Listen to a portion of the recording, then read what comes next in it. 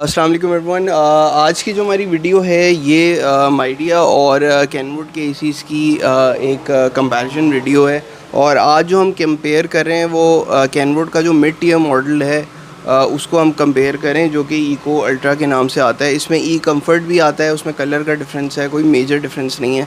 तो आप eco ultra पे भी जा सकते हैं और जो कैनवुड का ई कंफर्ट प्रो है उस पर भी जा सकते हैं। दोनों सिमिलर एसीज़ हैं, सिर्फ कलर का डिफरेंस है और कोई मेजर डिफरेंसेस नहीं है। और इसका जो डायरेक्ट कंपटीटर है माइडिया के अंदर, वो माइडिया एक्सट्रीम है। दोनों सिमिलर स्पेक्स के एसीज़ हैं, इलेक्ट्रिकल पैरामीटर्स भी मोर और लेस सिमिलर हैं। तो इस पे आज की एक कंपैरिजन वीडियो डेफिनेटली बनती थी। और इसको हम माइडिया को हम कंपेयर बाकी कैनवुड के एसी से नहीं कर सकते, क्योंकि एक इसमें ये वाला आता है कैनवुड का ई स्मार्ट ऑनिक्स, क्योंकि ये बहुत महंगा और ये कंप्लीट 5DC है, इलेक्ट्रॉनिक एक्सपेंशन वाल्व है। तो ज़ाहिर है इसका डायरेक्ट कंपटीशन माइडिया से बनेगा नहीं, क्योंकि ये डेफिनेटली बेहतर ऑप्शन है। और इसका हम ई सुप्रीम प्रो भी आता है, इनका एक 60% वाला मॉडल जो कैनवुड का सबसे बेसिक मॉडल है। प्राइस के हिसाब से दिस इज़ वेरी गुड, लेकिन ज़ाहिर है स्पेक्स कम है, इलेक्ट्रिकल पैरामीटर्स उस तरह के नहीं हैं, तो बिजली ये ज़्यादा लेगा। तो इस वजह से हम इन दोनों को आज कंपेयर कर लेते हैं और दोनों के मैं डिफरेंसेस बता देता हूँ। सबसे पहले प्राइस पे थोड़ी सी बात कर लेते हैं। प्लीज़ प्राइस को पकड़ नहीं लीजिएगा वीडियो में, क्योंकि प्राइस वेरी कर रही होती है हर वक्त। तो अभी जो करंट प्राइस है माइडिया डे 10 की वो 185 है, एक 10 तकरीबन 155 का है।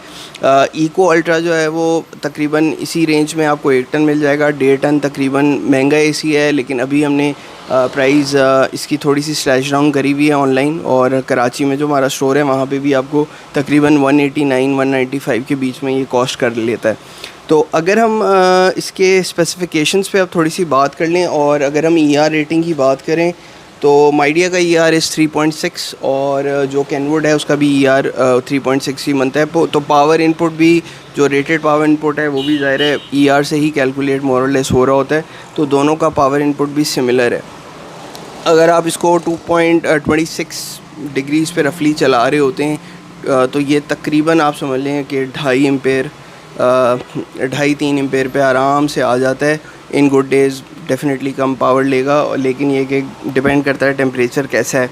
तो अगर ज़ाहिर टेम्परेचर ज़्यादा होगा तो ज़्यादा पावर कंज्यूम करेगा। दोनों कंप्रेसर्स जो हैं वो T3 कंप्रेसर्स पर डिज़ाइन है।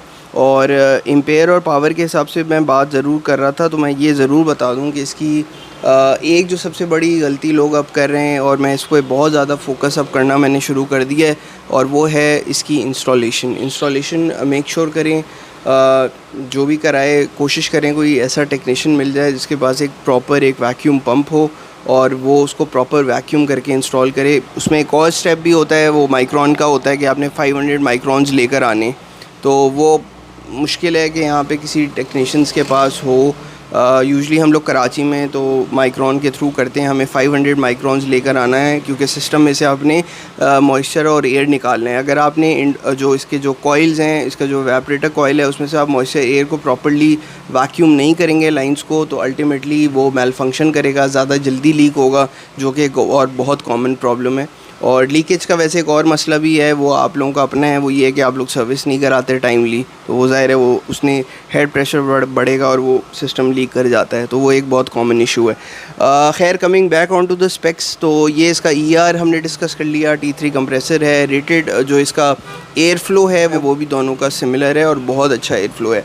185-195 की रेंज में इससे बेहतर ऑप्शंस कम मिल रहे हैं अभी। अगर हम रेफ्रिजरेंट की बात कर लें तो दोनों में R410 का रेफ्रिजरेंट है, R32 नहीं आ रहा, जो which is a good thing for customers, क्योंकि वो लोग बहुत ज़्यादा पैनिक करते हैं। R32 पे वैसे होने की ज़रूरत नहीं है, क्योंकि R32 इज़ परफेक्टली फ़ाइन। ये आप 3 साल 4 साल तक R410 के एसीज़ ले सकते हैं, उसके बाद अल्टीमेटली सबको R32 पे आना है, और ये जो प्रोपेगेंडा है ये भी विद टाइम ख़त्म हो जाएगा। आई डू अंडरस्टैंड कि ठीक है बहुत ज़्यादा पैनिक है, लोग अवॉइड कर रहे हैं, लोगों को उस तरह की अवेयरनेस नहीं है, बट R32 जब आएगा ही नहीं, आप लोगों के पास ऑप्शन ही नहीं होगा R410 का, तो फिर ज़ाहिर है ट्रांजिशन सबको R32 पे करना है। एंड आई एम होपिंग कि इस पर बेहतर अवेयरनेस कैंपेन्स रन होंगे R32 से लेके। इसके अलावा बाकी फ़ीचर्स पे भी थोड़ी सी बात कर लेते हैं। दोनों में वाईफ़ाई है, ये वाईफ़ाई कंपैटिबल है, इसमें बिल्ट इन वाईफ़ाई है, तो डेफ़िनेटली इसकी प्राइस थोड़ी सी ज़्यादा है। डीसी इन्वर्टर पे भी बात कर लेते हैं कि कितने कंपोनेंट्स इसके अंदर डीसी हैं। और माइडिया में बहुत लोग कंफ्यूज होते हैं क्योंकि माइडिया क्लेम करता है कि ये एक फुल डीसी इन्वर्टर एसी है, तो ये कंप्लीट 5 डीसी इन्वर्टर एसी नहीं है, ये एक 4 डीसी इन्वर्टर एसी है।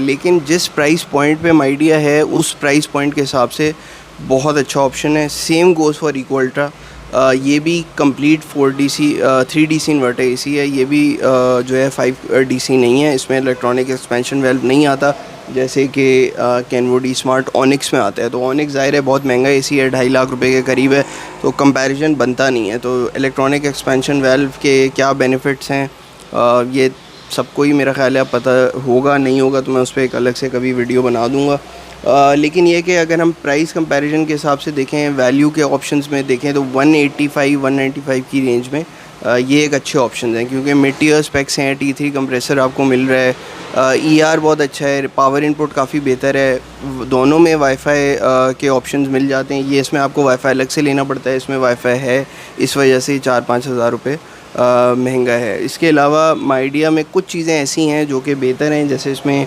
इसका eco mode is very good. Eco mode के मिक्स रिव्यूज़ हैं, बट जिन्होंने यूज़ किया है हर किसी का मिक्स रिव्यू है, तो उस पर हम ज़्यादा बात नहीं कर पाते। और इसके अंदर जो बेस्ट चीज़ है वो इसमें आपके पास गियर चेंज का ऑप्शन है। गियर चेंज का ऑप्शन आपको इको अल्ट्रा में भी देखने को मिल जाता है, which is a good thing.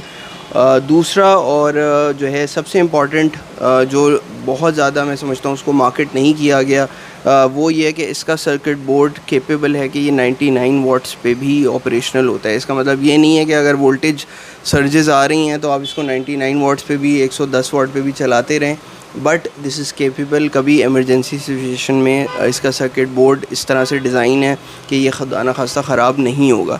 तो ये दोनों ऑप्शंस हैं, दोनों बहुत सेफ़ ऑप्शंस हैं। If you are comfortable buying Midea तो आप माइडिया भी कंसिडर कर सकते हो। आई डू अंडरस्टैंड कि नया ब्रांड है, 3 साल 3rd ईयर हो रहा है, but we have a very good experience with Midea. Same goes for Kenwood. तो दोनों अच्छा, मज़े की बात यह है कैनवुड अपने एसी सारे माइडिया से ही बनवा रहे हैं चाइना में। इस साल जितना भी एसी आ रहा है कैनवुड का वो माइडिया ने ही बनाए, बट इसका मतलब ये नहीं है कि कैनवुड के एसीज़ जो हैं वो अच्छे नहीं हैं। It's all about specifications. जितने बेहतर उसके स्पेक्स होंगे, चाहे वो कैनवुड माइडिया से अपने एसी बनवाए या ऑक्स से बनवाए, doesn't matter, as long as AC अच्छा है। और असल चीज़ आफ्टर सेल सपोर्ट है।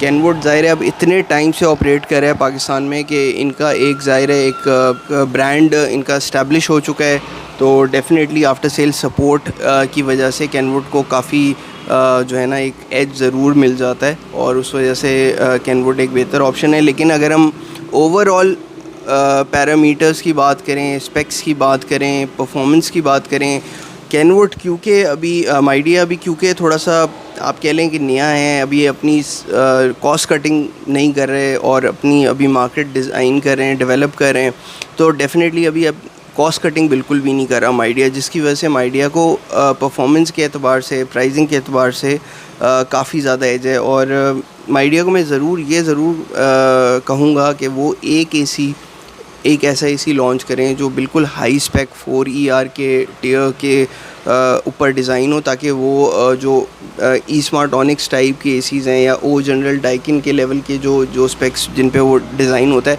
उस पे वो एक एसी बनाए, ताकि एक ऑप्शन ज़रूर आ जाए। ऑल्दो माइडिया के पास ब्रीजलेस है, बट वो इसी सिमिलर स्पेक्स पे डिज़ाइन हुआ है, कोई मेजर डिफरेंसेस नहीं है। द ओनली डिफरेंस इसके उसमें R32 है और उसमें वाईफाई इनेबल्ड वाईफाई उसमें बिल्ट इन है। अदर दैन दैट और कोई मेजर डिफरेंस नहीं है। तो ये आज का एक छोटा सा एक कंपैरिजन वीडियो था बिटवीन माइडिया एक्सट्रीम और Kenwood eco ultra. Thank you.